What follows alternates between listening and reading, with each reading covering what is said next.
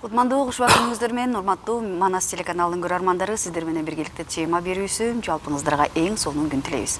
Ал эми бүгүн болсо сиздер менен биргеликте биз маданият жаатында, өзгөчө кино жаатында сөз кылууну чечтик. Жана бүгүн биздин студиябыздын мейманы Түрк кино жумалыгынын координатору Өнер Кылыч. Саламатсызбы? Кош келдиңиз. Хош булдук. Кандайсыз? Жакшыям.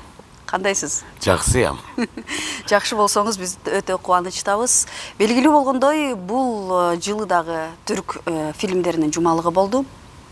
Ve geçen senekiden bu senekinin farkı, masштабы nasıl oldu anlatabilir misiniz? Yani şimdi tabii biz bu 8 yıldır bu festivali yapıyoruz. Aslında film haftası festival dememek gerek çünkü buradaki ve bu 8 yıldır her geçen yıl ilgi daha da fazla oluyor.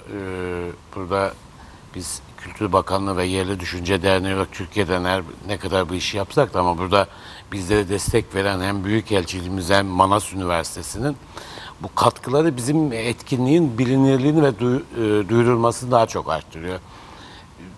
Tabii geçen yıl galayı üniversitede yapmıştık. Daha büyük bir salondu ve daha etkili olmuştu. Bu sene işte zaman darlığından bir sinema salonunda yaptık ama ona rağmen hem buradaki Türkler hem üniversite öğrencileri hem de Kırgız halkı büyük bir ilgi gösterdi. İşte her gün ben sinema salonuna gidiyorum. Örneğin dün gittim toplu olarak bir 60 tane öğrenci gelmişler. Kendi aralarında organize olmuşlar. Filmden sonra kısa bir söyleşi de yaptık. Bu bizi mutlu ediyor.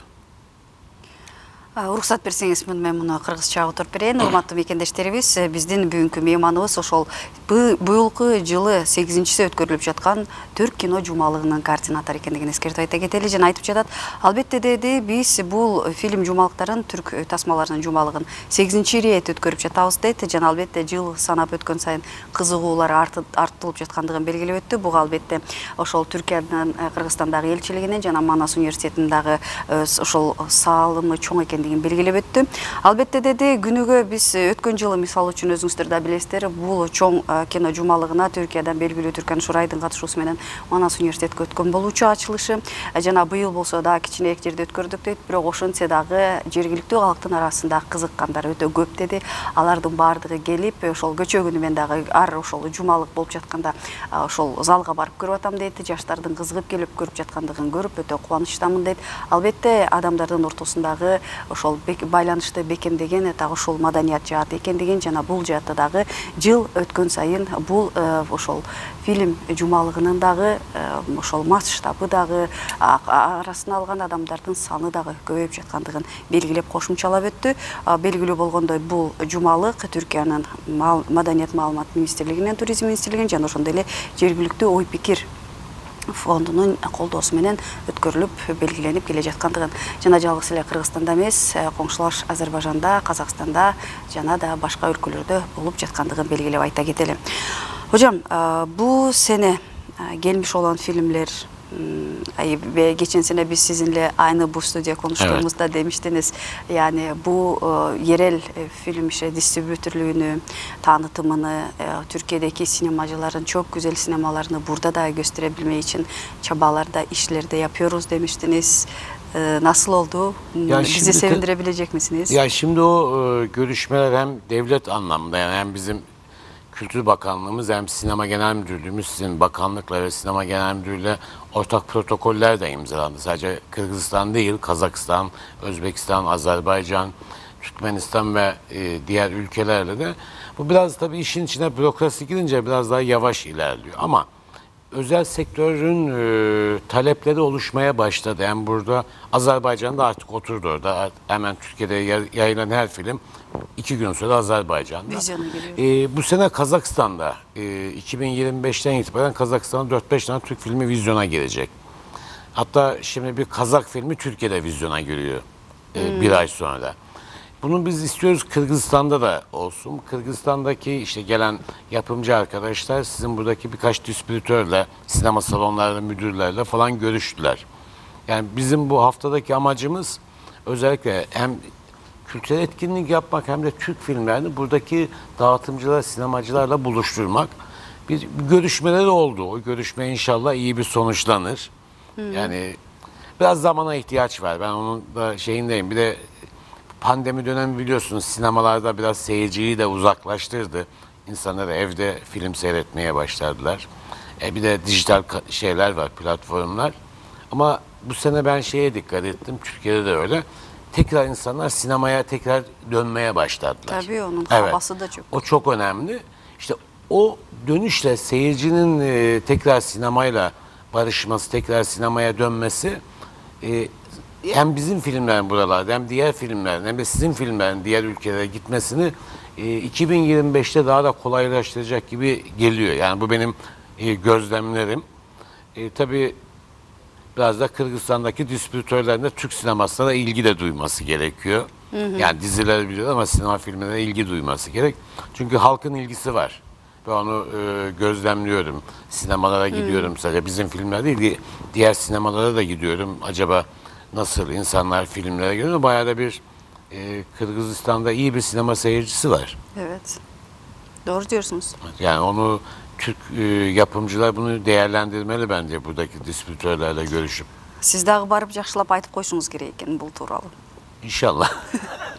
Урматтуу биздин мекендештерибиз, биз ошол өткөн жылыда да ушундай маек курганда ошол кино тасмалардын жергиликтүү калктарга көргөзүлүшү же болбосо ошол мындай бир жактан чоң экранга чыгып жатканда бизде да чыгышы тууралуу сөздөр жүргүзүлүп жатабы деген биздин сурообузга албетте дейт мамлекеттик аралык ошол атайын министрликтер аралыктагы сүйлөшүүлөр жана кызматташуу үчүн атайын нерселер кылынып жаткандыгын, албетте бул жерде иш кагазга жана ошо жазышуу иштери болгондо убакыттын кичине узай тургандыгын белгилеп өттү. Бирок биз үмүттөнөбүз деди. Анткени Түркиядагы өзү мисал катары айтып өттү. Мисалы үчүн Азербайжан менен Түркиядагы чыгып жаткан тасмалардын ошол эле учурларда ошол эки мамлекетте чоң экрандарга чыкканга мүмкүнчүлүгү бар дейт. 25-жылдан тарта Казакстанда дагы болгон турат дейт буюрса. Казакстанда ошол эки түрк тасмасы, ал эми казакстандык жаратмандардын кино тасмасы Түркияда дагы көргөзүлө тургандыгын белгилеп өттү. Бул өтө жакшы нерсе дейт. Анткени киноиндустрия дагы өзүнчө бир туризмдин, экономиканын өнүгүшүнө да өзгөчө бир салымын кошуп келет. Жана бул жаатта жапа-тырмак иш алып барсак жакшы бир натыйжаларды ала тургандыгын кошумчалап өттү. Албетте дейт, мен да Кыргызстанда дагы эми Казакстанда болуп жаткандан кийин Кыргызстанда дагы мындай өзгөрүүлөр, мындай нерселер боло тургандыгына ишенем деди. Болгону гана кичине убакыт керек экендигин белгилеп өттү. Жана убакыт өткөндөн кийин менин оюмча жакшы бир ошол жыйынтыктарды ала алабыз деп белгилеп өттү. Муну менен биргеликте ошо пандемия учурунда адамдардын баардыгынын кино көрүүдөн, кинотеатрга баруудан алыстап, үйлөрүндө отуруп алып, мындай эч жака чыкпастан кино көрүп калган учурлар болгон болчу дейт. Ага да көнө түштүк окшойт дейт. Азыркы учурда дагы ошо кино сүйүүчүлөр кинотеатрларга барып башташты. Бул да бизди аябай кубандырат дейт. Анан жергиликтүү ошол Кыргызстандык кино көрүүчүлөрү киного барганда аябай жакшы көрүшөт дейт. Жана муну менин оюмча түркиялык ошол кино жаатында иш алып барып жаткан адамдар эске алыштары керек экендигин белгилеп өттү. Жана менин оюмча азыркы учурда ошо сүйлөшүү иштери жүрүп жатат дейт. Албетте азыр ошо биз түрк фильмдер жумалыгы деп айтып койдук, кино көргөзүп жатабыз. Жана бирок көшөгө аркасында дагы ошол киночулар менен бул жерде сүйлөшүүлөр жүрүп жатат. Жана алдыңкы учурда өздөрүнүн жемиштерин берет деген ишеничтебиз деп белгилеп өттү. Бүгүнкү биздин мейманыбыз түрк жумалыгынын координатору Өнер Кылыч. Ал эми биз болсо сиздер менен биргеликте сапарыбызды алга улантабыз. Жана сурообузду бере кетсек, her sene böyle geçen sene siz bildiğiniz gibi Türkan Şoray Hanım gelmişti. Bu sene de çok önemli isimler geldi. Çok sevindik burada ağırlamaktan, görmekten. Daha bu her sene geldiğinizde bence siz de böyle gelecek sene böyle yapalım, daha şuna dikkat edelim diyorsunuzdur kendi içinizde. Siz nasıl değerlendiriyorsunuz? Bu sene nasıl geçti? Gelecek sene neye planlıyorsunuz? Şimdi kesinlikle her geldiğimizde o değerlendirmeyi yapıyoruz ve biz Türkiye'ye döndükten sonra bir rapor hazırlıyoruz. Bu raporu hazırlarken buradaki işte sizlerden ya da işte halktan ya da işte sinemacı arkadaşların görüşlerini de alıyoruz. Yani nelere dikkat etmeliyiz, zamanı doğru ayarlamak. Örneğin bu sene yani tam üniversitenin sınav dönemine denk getirmişiz, onu öğrenmiş olduk. Hatta şeye karar verdik, biz gelmeden önce üniversiteyle muhakkak bir istişare etmemiz gerektiğine karar verdik.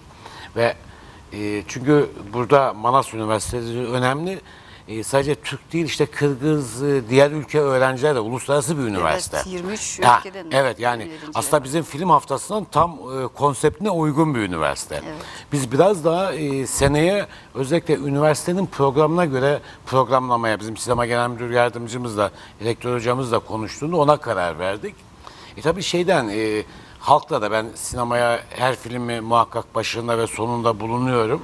Seyircilerin de tepkilerini alıyoruz. İşte onlar da ya işte ne tür filmler olsun, nasıl filmler olsun, işte hatta ya işte Kırgızca sadece altyazı olmasın, Rusça olsun falan diyenler de oldu ama o konuda ben biraz titizim. Çünkü Kırgızistan'dayız ve Kırgızca altyazı olması gerek. Doğrusu bu. Hatta imkan olsa da Kırgızca dublaj yapabilsek, yani o zaman daha fazla ilgi olur. Bu da seyircinin Türk dizilerini bildiği için Türk oyuncularına da yabancı değil. Yani hemen hemen herkes tanıyorlar. Ben hatta bizim Yasin Can diye bir arkadaşımız var. Türkiye'de bilinen işte o çok güzel hareketler, dedim acaba Kırgızistan'da biliniyor mudur çok güzel hareketler? Dün üniversitede bir söyleşi yaptık. Aman Allah'ım, yani gençlerin hepsi tanıyor. Şeyde işte alanda herkes tanıyormuş. Yani şimdi diğer dizi oyuncuları biliniyor ama bir komedi programı oyuncusunun bu kadar bilindiğini bilmiyorduk. O da bizi mutlu etti. Tabii bu hocam bizi şeyden de ne tür filmleri, ne tür programlar aslında izlendiğine de bize bir yol gösteriyor. Yani bir dahaki sene gelirken hangi tür filmler seçmeliyiz? Çünkü ben buranın sosyolojisine de bakıyoruz. Örneğin kahramanlık filmi seviyorlar. Gençler aşk filmi seviyorlar, romantik komedi seviyorlar ve dram seviyorlar. Ama iyi komedi de sevdiklerini fark ettim. Kaliteli komedi seviyorlar. Bir de sanat filmi muhakkak olması gerekiyor. Festival filmi dediğimiz.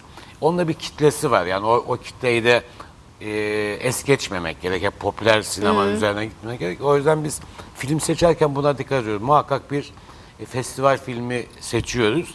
Ama seneye bu Yasin Can'a olan ilgiyi de görünce seviyeli bir komedi de getirmeye karar verdim. Cem Yılmaz gelir belki, değil mi? Ya inşallah. Ya da Yasemin diye bir tane Sakaloğlu diye. Ben Yasemin Can'ın dizisinin yönetmenini yaptım bir dönem. Yasemin'le çalıştık. Dünya tatlısı bir insandır. Evet. Keşke gelebilse, çok mutlu olurum. Bak, bunu özellikle gittiğimde söyleyeceğim. İşenem ben. Tamam. Belki 8. mes, 9-чусuna mes, belki 13. film haftalarında İnşallah. belki gelebilir diye ümit edelim. Урматтуу мекендештерибиз, биз болсо сиздерге агайыбыздын жооп бергенден кыргызчалап айтып берейин. Сиздер болсо өтө кубаныч менен, бир сезим менен күтүп жатсаңыздар керек, эмне тууралуу сөз болуп жатат деп.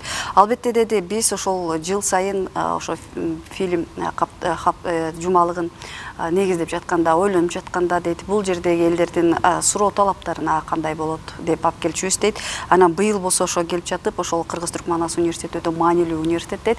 Бул жерде көптөгөн ошол түрк тилдүү мамлекеттердин жаштары келип билим алат дейт. Сырттан келгендер дагы бар дейт. Ошол себептен биз бир жакшы нерсени билдик дейт. Убактысында өтө этият болушубуз керек экен, анткени сынак учуруна келип калгандыктарын белгилеп өттү. Албетте дейт, өткөн жылы өтө чоң жакшы булуп өткөнбүз дейт. Жана бул жака алып келерде ошо фильмдерди же болбосо конокторду тандоодо кимдерди алып келсек деп ойлонуп жатып, мисалы үчүн биз бул жолу дейт ойлонгонбуз дейт, кандай болушу мүмкүн деп. Анан ошол çok güzel hareketler bunlar деген Түркияда комедиялык жакшы бир программа бар. Дагы ошонун актерун алып келгенбиз дейт. Аны таанып айткоо, сериалдардагы башка актерлорду таанышса керек. Бул жерде сериалдарды абдан жакшы көрүшөт деп ойлосок, аны да таанышты дейт. Күндө биз жолугушууда аны таанып жаткандыгын көрүп алып биз өтө кубандык дейт.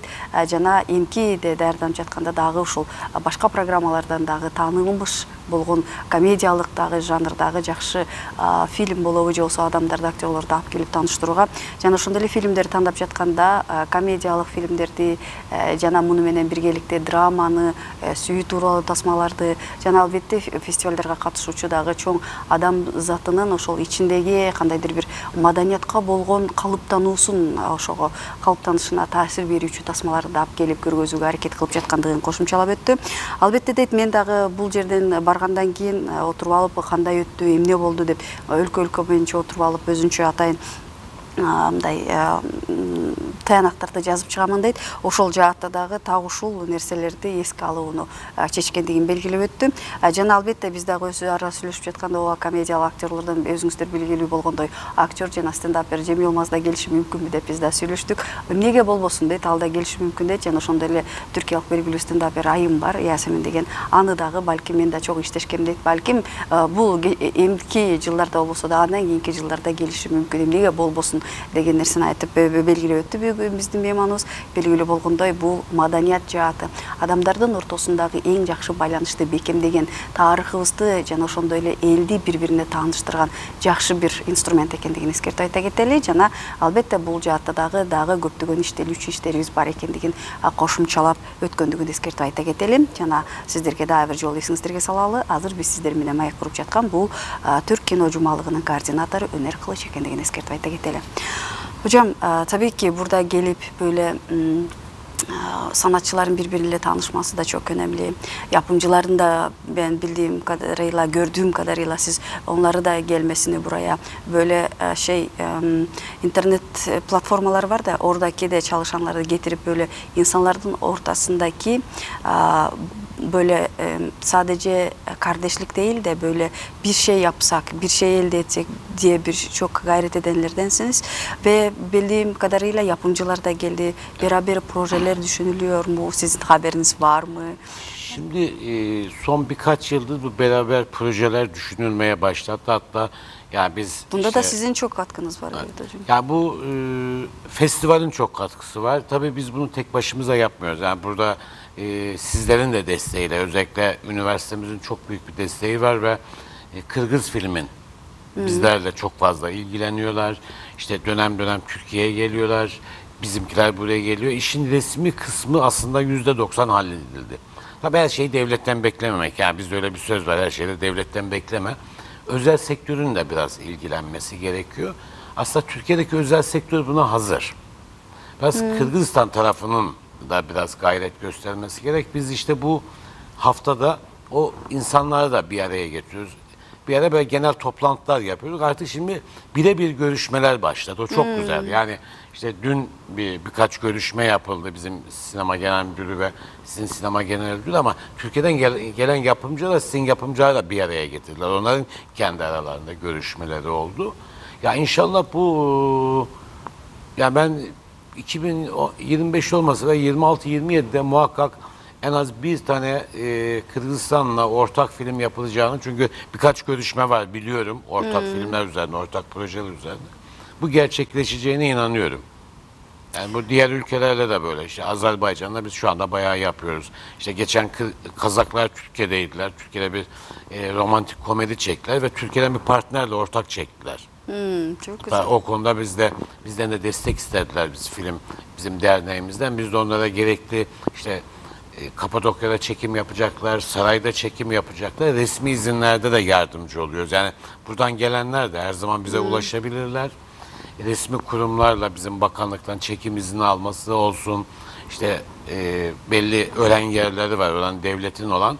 Oralarda da biz yardımcı da oluyoruz. Yani burada festival yapıyoruz ama dernek olarak da bu bölgeden gelenlere eğer bize ulaşırlarsa resmi alanlardaki izinleri konusunda da destek oluyoruz. Yani Kazaklar olduk. Nasıl ulaşabilirler size? Şimdi nasıl ulaşabilirler? Bizim Türk Filmleri Haftası'nın bir Instagram sayfası var. Türk Filmleri Instagram sayfasından rahatlıkla ulaşabilirler. Bir de Yerli Düşünce Derneği'nin de Instagram sayfası var. Her ikisinden bize yazılan her mesaja biz cevap veriyoruz. Yani buradan seyirci de yazıyor bana, filmi işte onu izleyemedim de ne zaman var diyor, ona kadar. Her yazılana biz muhakkak yani ben ya da işte dernekte sosyal medya sorumlusu arkadaşlar cevap veriyoruz biz. Yani iletişim bilgileri istiyorlarsa özelden bu sefer mesajlaşmaya başlayıp o bilgileri de gerektiği kadar ulaştırmaya çalışıyoruz. Чоң рахмат, урматтуу биздин мекендештерибиз. Биз болсо сапарыбызды сиздер менен бирге алга улантабыз. Жана ошол эки мамлекеттин же болбосо негизи эле ошол ортодогу чыгармачыл адамдарда, чыгармачылыкта негизи эле чек жок эмеспи? Алар менен биргеликте иштер аткарылып жатабы, долбоорлор барбы, кабарыңыз барбы деген биздин сурообуз кайтып өттү. Албетте деди, биргеликте иш алып барып, ошол кандайдыр бир фильмби, сериалбы оны ойлонуп жаткандыгын белгилеп өтүштү. Мисалы үчүн кыргыз фильм менен Түркиядан келген ошол фильм жаатындагы адамдардын ошол расмий жаатында жазышуу иштери бүтүп калды окшойт дейт. Жана алдыдагы жылдарда балким ошо 25-жылдын башында аяк жагындагы Кыргызстан менен Түркиянын ортосунан чыккан биргелешип тартылган бир тасмага күбө болуп калышыбыз мүмкүн дейт. Ал тууралуу дагы өзүнүн кабары бар экендигин белгилеп өттү. Бул иш-чарада жалгыз гана ошол түрк тасмаларын таанытуу эмес, ал жаатта дагы ошол фильм жаратыш үчүн анын аркасында көптөгөн чоң бир команда иштейт. Өзүңүздөр жакшы билесиздер. Ошол жаатта да мисалы үчүн биз продюсерлерди, сценаристтерди, режиссерлорду алып келгенбиз дейт. Алар бул жерге келип өзүнүн бул жердеги кыргызстандык кесиптештер менен таанышып, сүйлөшүп дейт, жакшы иштерди, долбоорлорду аткарууну ойлонуп жатышат дейт. Албетте бардык нерсени мамлекеттен күтүп отурууга бергенге болбойт дейт. Мисалы үчүн ошол жеке жаатындагы ошо Түркиядагы кино иш алып барган мамлекеттик эмес жекелер менчик ошол киностудиялар иштешүүгө дайым даяр экендигин айтып өттү. Кыргызстандыктар менен да сүйлөшүп, ошол кечээ жана бүгүн көптөгөн көрүшүүлөр, кызматташуу үчүн сунуштар, таанышуу иштери болду дейт. Жана бул нерсенин баардыгы менин оюмча алдыда өзүнүн түшүнүн берет деген ишеничин белгилеп өттү. Ошондой эле ошол Казакстанды мисал калтырып өттү. Түркияда тасма тартып кетишти дейт. Ал жактагы тарыхый жерлерде мамлекеттик жактан бир нерсе тартып алыш үчүн уруксаттарын алып берүүдө биз жардам бергенбиз дейт. Эгерде сиздер дагы фильм тартууну ойлонуп, көздөнүп, Түркия менен биргеликте иштешүүнү ойлоп жаткан болсоңуз дейт, биз өзүбүздүн Instagram баракчабызда дайыма жазылган нерсенин баардыгына бош кетирбейбиз дейт. Баардыгын жооп бергенге, сүйлөшүүгө аракет кылабыз дейт. Эгерде сизди кызыктырып жаткан болсо, ошол түрк фильмдер жумалыгынын расмий Instagramдагы баракчасына ошол өз мындай жеке жактан кат жазып коюңуздар дейт. Анын баардыгына биз жооп беребиз дейт. Ошол менен биргеликте жергиликтүү ой пикир деп аталган долбоор биз буга чейин дагы ал жактан келген адам менен интервью алган болчубуз. Сиздер дагы жакшы көрүп угуп жаткан болсоңуздар, ошол жаатында дагы Instagram баракчабызга расмий түрдө кайрылсаңыздар болот дейт. Ал жактан сүйлөшөлү дейт. Эгерде сиздердин дагы ошо Түркиянын тарыхый жерлеринде мисалы үчүн өз дагы белгилеп айта кеттик, Каппадокияда мисалы үчүн фильм тартыш үчүн уруксат алууда биз дагы жардамыбызды бергенбиз дейт. Дайым колдоо көргөзүүгө, бирге иштешүүгө дайым даяр экендигин белгилеп өттү. Жана ошол себептен эгерде сиз дагы кызыгып жаткан болсоңуз, дагы ошол расмий Instagram баракчаларыбызга жазып айланышка чыгыңыздар. Азыркы учурда технологиянын заманы дейт. Жана биз бир дагы нерсени бош кетирбей, баардыгына жооп берүүгө аракет кыла тургандыктарын белгилеп өттү. Жана бул жаатында сиз да кызыгып жаткан болсоңуз, дагы ошол жактарга кат жазып көрүшүңүздөр мүмкүн экендигин эскертип айта кетели. Hocam, her sefer böyle Kırgızistan'a geldiğiniz zaman böyle heyecanla geliyorsunuz. Bunu biz görüyoruz. Çünkü getirdiğiniz insanlar böyle ilk defa geliyorlar buraya. Geçen sene mesela animasyon filmleriniz de vardı. Ondan önceden çok komedi filmleri de vardı. Ve çok böyle baktığınız zaman çok kaliteli filmleri getirmeye çalışıyorsunuz. Ve gelecek sene de mesela nasıl olacak, neyi düşündünüz ve böyle animasyon gibi filmler olacak mı? Şimdi biz animasyonu her yıl, bu sene de yine getirdik. Çünkü çocuklar bizim geleceğimiz. Ve bu çocuklara bize ait, yani bize derken Türkiye anlamında söylemiyorum, hem insanlık anlamında hem kültürel ve dil birliğimiz, aile birliğimiz olan bu coğrafyadaki insanların çocuklarına ortak değerlerimizi anlatan animasyonlar her yıl muhakkak seçiyoruz. Örneğin bu sene yani bir Türk hayrimatör getirdik. Orada işte hayali olan bir çocuğun uzaya gitmeyi hayal olan bir Türk kahramanın hikayesini anlattık. Hep biz Amerikalılar uzaya gidiyoruz, şunlarla biz Türkler de gidebiliriz. Evet. Ona çok dikkat ediyoruz. Yani animasyon bizim olmazsa olmazımızdır. Tabii eğer varsa, çünkü biz Türkler, yani Türkler derken Türkiye'nin bazen yanlış ama üst kimlik olarak Türkler, biz tarihi nereden hep kahramanlık, hep böyle yiğit insanlarız. Muhakkak bir o yiğitliği, kahramanlığı, vatan sevgisini, ülke sevgisini gösteren bir film her zaman seçiyoruz. Tabii gençlerimizi de unutmamak gerek. Yani hep böyle işte kahramanlık çocuk ama biraz da gençlerin sevgiye, çünkü dünyanın şu anda sevgiye aslında ihtiyacı var bu savaş döneminde. O yüzden muhakkak sevgi ve aşk filmlerde getiriyoruz ama bu tabii iyi bir sevgi anlamında o şey değil. Bunlara çok dikkat ediyoruz. Bazen de ağlamak gerekiyor hocam ya. Biraz o içimize hep biriktiriyoruz, onu dışa atmamız gerekiyor. Ben dün gösterilen filmde işte Hayatta Barış filminde bir gerçek bir bacağı olmayan futbolcu insanlar ağlıya ağlıya dışarıya çıktılar. Bizim hatta sinemadakiler yaptılar. Ya evet bizim de başımıza böyle bir olay gelebilir dediler. Yani o yüzden engellilere karşı bakış açılarını değiştiriyor bu tür filmler. Yani biraz da sosyal mesaj da vermesi gerekiyor filmler. Seçerken onlara dikkat ediyoruz. Yani orada birkaç insan evet ya biz hiç olaya böyle bakmamıştık. Aslında engelli olunca hep eve mi kapatmak gerekiyor? Hayatın içerisinde. Aslında hayatta barış. Bizim kahramanın gerçek ismi Barış. O yaşayan o insanın. Ama hayatla da barışması gerek. Biz engelliyiz diye hayata küsmemeliyiz. Doğru. Mücadele etmeliyiz. O çocuğun gerçekten Türkiye milli takımının kaptanı o çocuk. Engeller milli takımı onun hayatını anlattı ve tamam ağladılar ama gelen seyircilerle bile sohbet etme. Evet, hayata daha olumlu bakmalıyız. Engel bizim vücutumuzda değil aslında beynimizde engel olmaması gerek dediler. Çok hoşuma gitti yani o cümleyi bir kızımız söyledi. Dedi ki biz engeli vücutumuzda değil beynimizdeki engelleri kaldırırsak hayatı güzelleştiririz. Ya bu da bizim filmin istediğimiz festivalin istediğim amacını, mesajını ulaştığını dün ben birebir şahit oldum. Çok mutlu oldum. Чоң рахмат. Уруксат берсеңиз мен муну кыргыз тилине которуп берейин. Урматтуу биздин мекендештерибиз, биз ошо суроо салып жаттык. Ошол кино түрлөрүндө балдар үчүн арналган тасмалар барбы деп сурасак, албетте деди. Кичинекей балдар бул биздин келечегибиз, биз үчүн маанилүү дейт. Биз ошон үчүн балдарга арналган атайын анимациялык тасманы да алып келгендигин кошумчалап өттү. Ал жаатта ошо космоско учкусу келген бала тууралуу жакшы бир мындай икая дейт, аны көрүңүздөр дейт, барып көрүшүңүздөрдү айта кетти. Жана муну менен биргеликте ошо негизи эле түрк калктары десек эле түркиялык түрктөргө түшүнбөлү дейт. Негизи эле түрк тилдүү калктардын арасындагы өзгөчө бир ишеним, өзгөчө бир баатырдыкты жакшы көрөбүз дейт. Ушул жаатында дагы ошол мекенге болгон сүйүү тууралуу дагы тасмаларды дайыма алып келгенге аракет кыла тургандыгын кошумчалап өттү. Жана албетте муну менен биргеликте дүйнөгө дагы сүйүү керек дейт. Ошол үчүн жалгыз эле мындай биз көнүп калган сүйүү эмес, мындай философиялык маанидеги ошол сүйүү тасмасын тематикасына арналган тасмаларды алып келе тургандыктарын жана быйыл алып келген жакшы бир тасма тууралуу белгилеп өттү. Бул жашоо жана тынчтык деп аталат экен. Бул жерде ошол бир буту чолок болгон футболист тууралуу жакшы бир көркөм тасма дейт. Бул жерде болсо ошол чындык эле өзүнүн дагы бул баланын аты Барыш экен. Кыргызча отургондо биз тынчтык дейбиз. Негизи эле ошо буту менен бутунан айрылып калса жашоо өзгөрө тургандыгын биз билебиз дейт. Жана бул тасманы көрүп чыккан көрөрмандар аябай көздөрүнөн жаш алып чыгышты дейт. Аябай сезимтал бир тасма болгондугун белгилеп өтүштү дейт.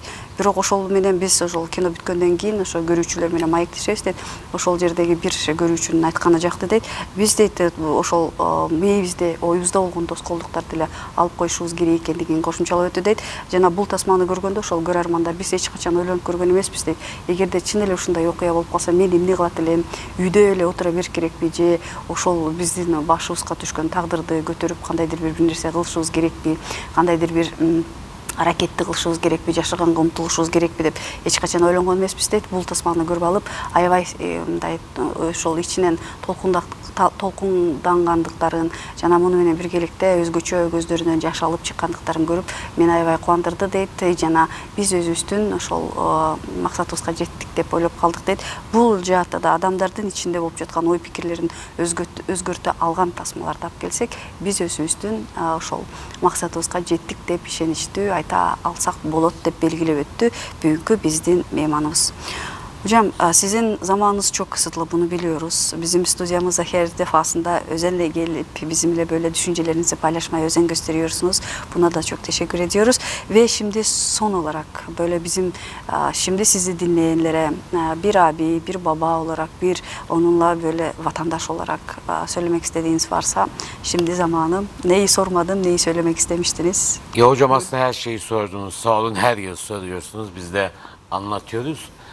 Bunun etkisini de aslında görüyoruz. Sokakta da insanlar tanıyorlar. Ya işte diyorlar ki evet bu sene de iyi filmler getirdiniz. Ya biz burada halka işte hayatta barışın aslında mesajı bizim ben tam vermek istediğim mesaj. Biz her şeye rağmen şu anda dünya bir kaos içerisinde. Her gün dünyada bombalar patlıyor, insanlar birbirini öldürüyor. Ya biz biraz sevgiyle bakalım ve hayata hep barış gözüyle hayatla barışalım. Hayata küsmeyelim, hayatta kavga etmeyelim. Aslında hayat derken dünya ve yaşamdan bahsediyoruz. Çünkü biz millet olarak aslında bir barışçı milletiz de son yıllarda işte bu ekonomik krizler, dünyadaki karışıklıklar insanları birbirinden soğuttu. Biz sevgiyi seven insanlarız. Yani bir Anadolu'da bir Yunus Emre'miz var bizim. Yani onun sevgisiyle şey yapalım. Biz Orta Asya'nın sevgisini Anadolu'ya götürmüşüz ve o dönemde yine dünyanın en karışık olduğu dönemlerde 10. yüzyıllarda falan orada müthiş Orta Doğu'nun Anadolu'nun karışık olduğu dönemde bu coğrafyadan gidenler oraya barış sağlamışlar. Biz her zaman her gittiğimiz yere millet olarak hep barışı ve sevgiyi götürmüşüz ve yeni nesillere de dünyaya yine barışı biz Türk dili konuşan ülkelerden yayılacağına inanıyorum. Ve buraya hem biz hem siz hem diğer Türk Cumhuriyetleri barışa katkı sağlayalım ve bu konularda filmler yapalım. Kavga etmeyelim, birbirimizi sevelim. Doğru dediniz hocam. Çok güzel konuyu değindiniz. Çok teşekkür ediyoruz. Жана урматтуу биздин мекендештерибиз, биз ошол бүгүнкү мейманыбызга сурабай калган, айткыңыз келген, бөлүшкүңүз келген ойлоруңуз бар болсо азыр сизге эркин микрофонду берди келек. Өз сөзүндө айтып өтүп, мынтип айтты. Албетте дейт, биз жыл сайын өткөргөн сайын бул фестиваль мындай түрк фильмдер жумалыгын бизди тааныган дагы, бизди күткөн дагы өзүбүздүн көрөрмандарыбыз пайда болду дейт. Жана азыркы мындай карай турган болсок, дүйнөдө хаос ичинде дейт. Жана ошол дүйнөдөгү балким экономикалык, балким башка кризистерди дейт, адамдардын ортосунда болгон сый жана мындай сыйлоо, урматтоо мамилелерине тоңдуруп койгондой дейт, муздатып койгон сыяктуу дейт. Мен ошол бүгүнкү турмуш жана чындык деп аталган тасмадан менин оюмду, пикиримди толук түрдө түшүндүрөт дейт. Биз жашоону ошол эки жакты карап көрүп, мындай тынчтык менен, сүйүү менен, сый урмат менен мамиле кылганды кайра эстейли деп белгилеп өттү. 10-кылымда дейт, ошол Анатолия деп коебуз, биз Анадолу жергесинде кандай ошол жерде болуп жаткан карама-каршылыктардын арасында так ушул Азиядан барган түрктөр ал жерде кандай тынчтыкты жана сый урматты, сүйүүнү ошол жерге алып барышкан болсо, бизде ошентип эле дейт. Биз негизи эле түрк тилдүү мамлекеттердин өкүлдөрү, түрк атанын балдары дейт, баарыбыз барган жерибизге сый урматтуу, сүйүүнү алып барган жана тынчтыкты алып барган калкпыз дейт. Муну эч качан унутпайлы дейт. Бул жаатта көптөгөн жакшы тасмаларды жарата берели деп belgilep öttü. Sizge çok rahmat bugün gelip. Bir şey eklemek istiyorum. Onu özellikle çok şey yaptım. Siz demin söylerken de bizim atalarımız. Ben her geldiğimde muhakkak Atabeyt'e bütün sanatçıları götürüyorum. Çünkü orası çok önemli. Oradaki o şehit edilen insanlar aslında barış ve birlik için şey yaparak onlar katledilmişti. Ve arkadaşlar çok memnun ayrıldılar oradaki bilgiler. Hatta orada birkaç insan vardı bizim dışımızda. O Atabeyt heykelinin önünde gülerek fotoğraf çekiliyordu. Bizim oyuncularımız müdahale etti. Dedi ki burada çok önemli bir mücadele verilmiş ve burada yüzlerce şehit var. Onların karşısında lütfen saygı duruşunda fotoğraf çekilin, gülerek fotoğraf çekilmeyin dedi. Çok hoşuma gitti. Bestem Su uyardı. Dedi ki bu insanlar sizler ve bizler için şehit olmuşlar. Bunların karşısında saygı duyarak fotoğraf çekilelim. Gülmeyelim dedi. Çok hoştu. Bunu özellikle belirtmek istiyorum. Çok rahmat. Жақсы bir маалымат болду. Сизге да ыраазычылык айта кетели. Албетте дейт, биздин мейманыбыз ошол Кыргызстанга келген бардык киночуларын, өнөр адамдардын бардыгын Атабейтке алып барган аракет кыламын дейт, дайыма алып барамын дейт. Ал жерде белгилүү болгондой ошол бирлик үчүн, ата мекен үчүн өзүнүн жанын ошол ортого коюп барган адамдардын ал жердеги эстелиги биз үчүн өтө маанилүү дейт. Ал жерге биз бул жылы барганда ал жакта Bestem Su деген дагы түркиялык актриса дагы ошо быйыл келгендигин айта кетели. Ал жакта да башка дагы бизден башка дагы адамдар бар экен дейт. Алар ошол Атабейттин астындагы эстеликке гүлүп сүрөткө түшүп жатканда сиз бул жерге гүлбөй сүрөткө түшүңүз, бул жердеги жаткан адамдардын арбагын сыйлаңыз. Булар сиздин биздин келечегибиз үчүн өз өмүрлөрү кыйылган болчу. Ошол себептен бул жерде сиз аларга сый урматтуу көргөзүү менен сүрөткө түшүңүз деп айтты дейт. Бул мен аябай жүрөгүмдө дагы эсимде кала турган нерсе болду деди. Биз үчүн да чок маанилүү нерсе болду. Чоң рахмат муну менен бөлүшкөнүңүз үчүн. Жана урматтуу биздин мекендештерибиз, белгилеп айта кетели, негизи эле дүйнөдө болгон көз карашыбызды бири-бирибизге ошол тарыхыбызга болгон сый урматыбызды эч качан унутпайлы жана жакшы нерселердин баардыгын ошол тасмалардан көрүп жүрө берели. Бүгүн дагы биздин студиябызга келген Түрк кино жумалыгынын координатору Өнер Кылыч мырзага чоң ыраазычылыгыбызды билдиребиз. Сизге ийгиликтүү күн билебиз. Ал эми урматтуу биздин мекендештер, кайрадан эфир толкунунан көрүшүп угушкучакты. Аман туруңуздар.